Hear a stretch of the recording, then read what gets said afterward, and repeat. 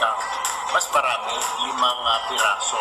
Pagkatapos pure meat siya, wala siyang mga extenders. Nagustuhan ko yung lasa ng Siomai King.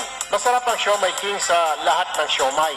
Kaya ang siomai ni Tulfo, Siomai King.